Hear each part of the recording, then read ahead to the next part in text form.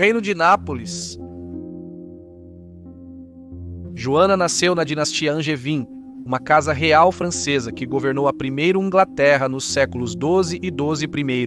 A partir de 1144 e durante os próximos 10 anos, Geoffrey Plantagenet e seu filho, o futuro Henrique II, ambos condes de Anjou na França, ganharam poder de muitas terras na Europa Ocidental, que mais tarde ficou conhecido como o Império Angevin. Charles de Anjou, bisavô de Joana, reivindicou o Reino de Nápoles, que incluía a Sicília, em 1266. Charles era membro da família real francesa, irmão do rei Luís IX, o que lhe permitiu se casar com Beatrice, a condessa de Provença. Com sua influência e dinheiro, ele conseguiu conquistar Nápoles e ligá-la ao condado de Provença. Com o intuito de ser mais poderoso que seu irmão, o rei, Charles agora voltou sua atenção para o leste, para o Império Bizantino, e em 1277 ele comprou o título do Reino de Jerusalém por 1000 libras em ouro. Isso significava que Joana não só herdou o título de condessa de Provença desde o nascimento e pôde governar aquela região, mas também se tornou a rainha de Jerusalém. Quando Joana nasceu, Nápoles era uma capital próspera e sede da corte real. 4 cidades europeias tinham população de 100 mil na época: Paris, Veneza, Milão e Nápoles. Mas apenas Nápoles era realmente um reino, tornando-se a maior e mais importante região autônoma da Itália. Isso indicava que seus governantes tinham origem real. Joana era filha de Charles, o duque de Calábria, e Marie de Valois. Joana nasceu em 1326 e se tornou herdeira do reino aos 8 meses de idade, após a morte de seu pai. Sua mãe, que estava grávida na época, deu à luz a outra filha, que foi chamada Maria, antes de também morrer em 1331. Isso deixou Joana e suas irmãs sendo criadas na corte por seus avós, Robert o Sábio e Sância de Maiorca. Sob o governo de Robert, Nápoles era próspera, com uma economia e população em crescimento, mas acima de tudo estável.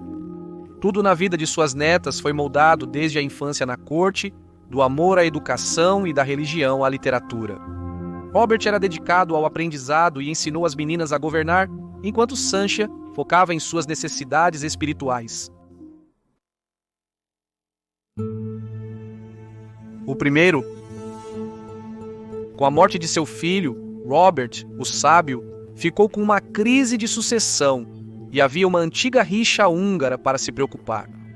O sobrinho de Robert, o rei Carabar da Hungria, foi preterido por Robert na linha de sucessão ao trono de Nápoles, deixando-o insatisfeito por ter sido privado de seu direito de nascimento.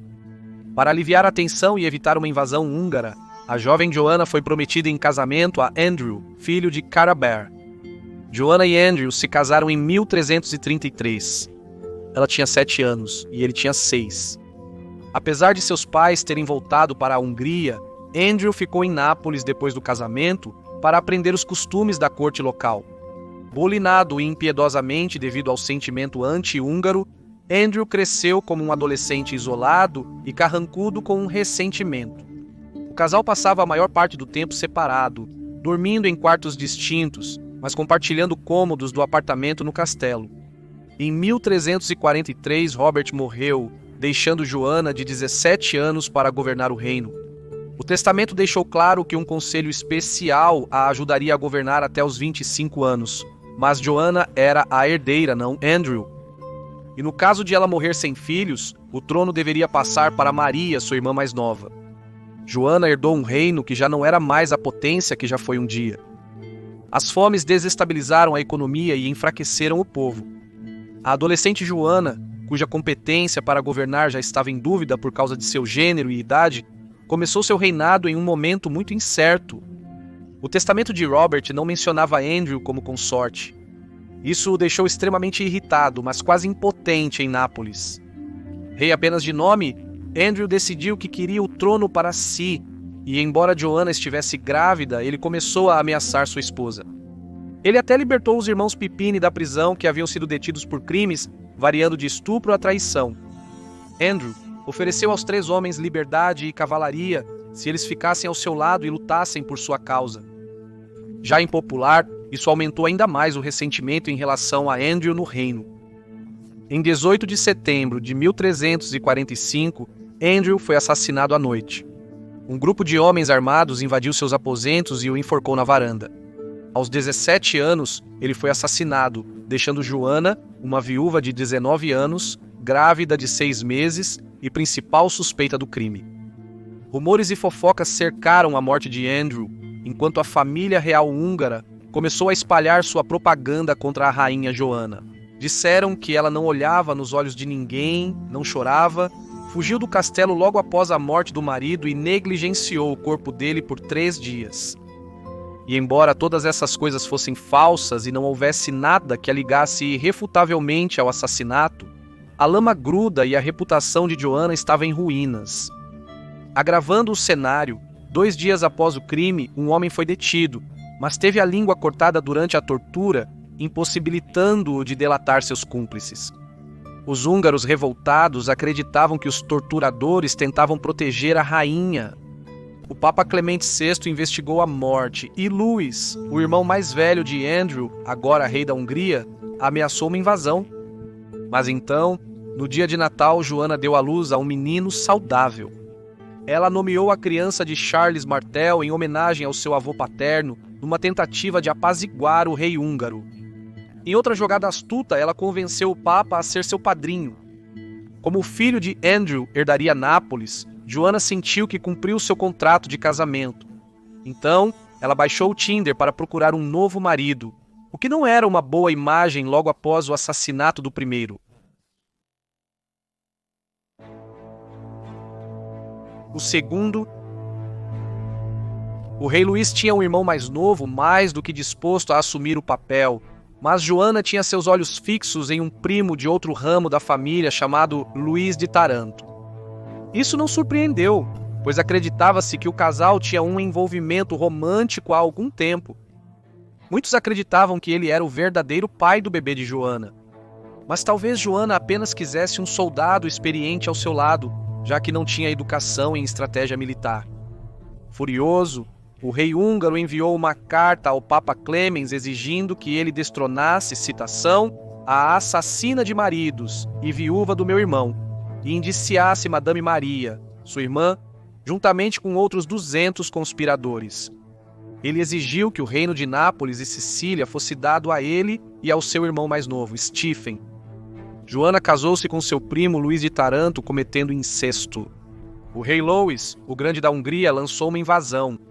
Enquanto ele marchava rumo a Nápoles, a peste negra iniciava seu avanço pela Europa. Quando o rei Luís entrou no reino de Nápoles com um batalhão de 5.000 homens, Joanna sabia que havia perdido seu trono. Grávida mais uma vez, desta vez com um filho de Taranto, Joanna escapou no meio da noite e fugiu para a França, para Avignon e a corte papal, onde ela tinha controle. Taranto, que estava lutando contra os húngaros em Capua, logo seguiu. Embora adorasse seu filho, Joanna sabia que sua jornada seria repleta de perigos. Então, ela tomou a decisão angustiante de deixá-lo para trás, sabendo que o rei da Hungria cuidaria muito bem de seu sobrinho de 2 anos. Infelizmente, foi a última vez que ela veria a criança viva. Ele morreu enquanto era transportado para a Hungria.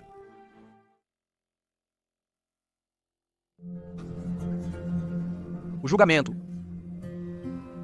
Em Provence, Joanna vendeu Avignon ao Papa por 80.000 florins, dinheiro de que ela precisava para retomar seu reino.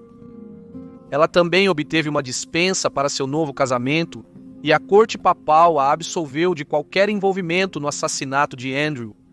Ter amigos influentes beneficiou Joanna, pois o Papa também determinou que Luís da Hungria deveria sair de Nápoles o quanto antes.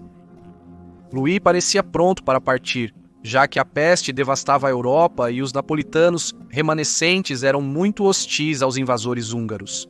Quando Joanna chegou a Nápoles, ela havia dado à luz a uma menina e foi recebida de braços abertos pelo povo. Infelizmente, sua filha Catherine morreu em 1349 com apenas 1 ano de idade, e sua terceira filha, Françoise, faleceu 3 anos depois, aos 8 meses. E no final, seu marido estava tão sedento por poder quanto antes. Seu comportamento em relação a Joanna foi tão brutal que o Papa Clemente escreveu para ele e o repreendeu por tratar a rainha como uma escrava e não como uma esposa, Luís acusou Joana de adultério, proibiu-a de falar com seus servos e conselheiros de confiança sem que ele estivesse presente, e havia rumores de que ele iria matá-la. Luís minou Joana a cada passo. Então, em 1362, após 12 anos de casamento turbulento, a peste retornou a Nápoles e o segundo marido de Joana morreu após contrair a doença fatal. Ele tinha 35 anos.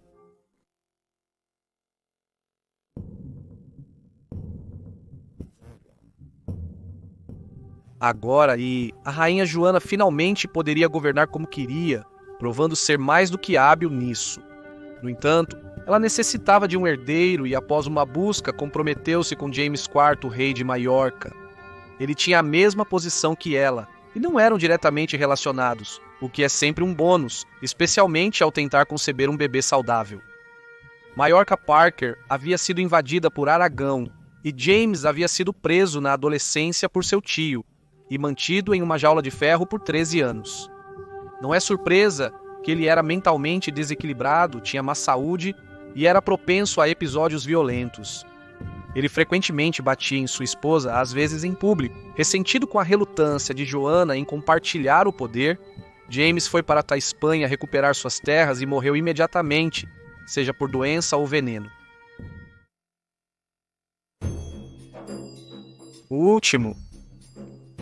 Livre de outro marido abusivo, Joana sobreviveu a acusações de adultério e assassinato, exílio e um julgamento por sua vida, bem como a perda devastadora de seus 3 filhos. No final, seu casamento com o Duque Otto de Brunswick foi feliz, mas o destino ainda lhe reservava um golpe cruel final. O novo Papa de Roma, Urbano VI, declarou Joana herege e deu seu reino a Charles de Durazzo. Primeiro, incapaz de deter suas forças, Joana foi feita prisioneira. E em 27 de julho de 1382, aos 56 anos, Joana I, rainha de Nápoles, Sicília e Jerusalém e condessa de Provença, foi secretamente assassinada. Embora o método exato usado para assassiná-la seja desconhecido, acredita-se que ela tenha sido estrangulada ou sufocada. Como ela havia sido excomungada, Joana não pôde ser enterrada em solo sagrado, então seu corpo foi jogado em um poço profundo na igreja de Santa Ciara. Foi uma morte triste e desonrosa para uma mulher incrível, que foi muito difamada ao longo dos últimos 600 anos, uma rainha que manteve seu reino unido através de praga, guerra, fome e dificuldades econômicas por 30 anos, enquanto lidava com uma sucessão de homens misóginos.